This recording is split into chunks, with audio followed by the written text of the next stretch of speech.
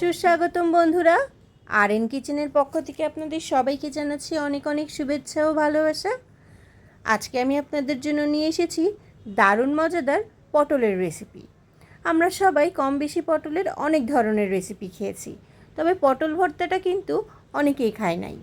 তবে চলুন আর দেরি না করে দেখে আসি এই দারুণ মজাদার পটল ভর্তা বানাতে আমাদের কি কি উপকরণ লাগছে। প্রথমে আমি আধা কেজি পরিমাণের পটল নিয়ে নিয়েছি 1 কাপ পরিমাণের কাঁচা পেঁয়াজ কুচি করে নিয়েছি, 2টো রসুন খোসা ছাড়িয়ে নিয়েছি, আধা চামচ কালি জিরা, এটা অপশনাল, আপনারা চাইলে না দিলেও হবে। স্বাদ মতো নিয়েছি কাঁচা মরিচ আর নিয়েছি 4-5টা শুকনা মরিচ। প্রথমেই পটলটার উপরের অংশটা এরকম চেঁচে চেঁচে ছিলে ফেলতে হবে।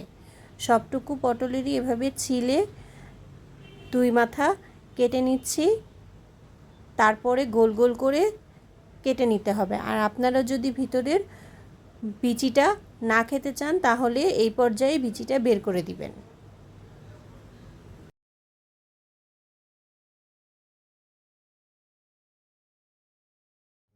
আমি সবগুলো পটল সুন্দর করে চেঁচে কেটে নিয়েছি, ধুয়ে পরিষ্কার করে নিয়েছি এবং যেগুলো একটু পাকা মনে হয়েছে সেগুলোর ভেতর থেকে বিচিটা বের করে দিয়েছি। আর দিয়ে দিচ্ছি 2 কোয়া রসুন।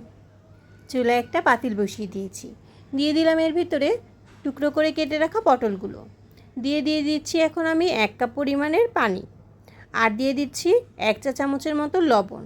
এটা আপনারা বাড়িয়ে কমিয়ে নিতে পারেন আপনাদের স্বাদ অনুযায়ী। এখন ঢেকে 15 মিনিটের জন্য ভালো করে সেদ্ধ করে নেব। ফিরে আসলাম 15 মিনিট পর। পটলগুলোর পানি ভালো করে শুকিয়ে এসছে এবং পটলও ভালোভাবে সেদ্ধ হয়ে গেছে। এখন চলে যাচ্ছি দ্বিতীয় পর্যায়ে। চুলায় একটা প্যান বসিয়ে দিয়েছি, দিয়ে দিলাম এখানে 2 টেবিল চামচ মতো সয়াবিন তেল, আপনারা চাইলে সরিষার তেলও ব্যবহার করতে পারেন। দিয়ে দিচ্ছি শুকনা মরিচ, দিয়ে ভালো করে নেড়ে চেড়ে টেলে নিতে হবে, লাল লাল করে মচমচা করে ভেজে নিচ্ছি। ভাজা হয়ে গিয়েছে, এখন আমি মরিচগুলো তুলে নিচ্ছি। এখন অ্যাড করে দেব কাঁচা পেঁয়াজ এবং কাঁচা মরিচ আর কালি জিরাগুলো, এগুলো দিয়ে একটু ভেজে নেব।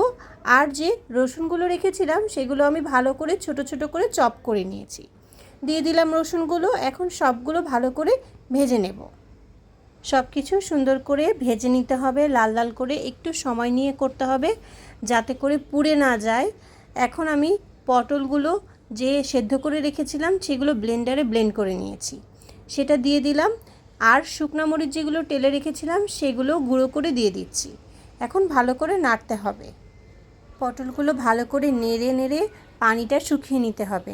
চুলার আঁচটা এই পর্যায়ে একটু লো মিডিয়ামে রেখে কাজটা করতে হবে যাতে করে তলায় লেগে না যায়। দেখলেন তো, তৈরি হয়ে গেল দারুণ মজাদার পটল ভর্তা। এই ভর্তা টেবিলে থাকলে আর কোনো তরকারির প্রয়োজনই হবে না। আমার এই ভিডিও ফলো করে আপনারাও বাসায় তৈরি করে ফেলতে পারেন আর পরিবারের সবাইকে নিয়ে উপভোগ করতে পারেন। আমার চ্যানেলটি লাইক, শেয়ার এবং সাবস্ক্রাইব করার অনুরোধ রইল। আজকের মতো এখানেই বিদায় নিচ্ছি, দেখা হয়ে যাবে আবারও নতুন কোনো রেসিপি নিয়ে। আল্লাহ হাফেজ।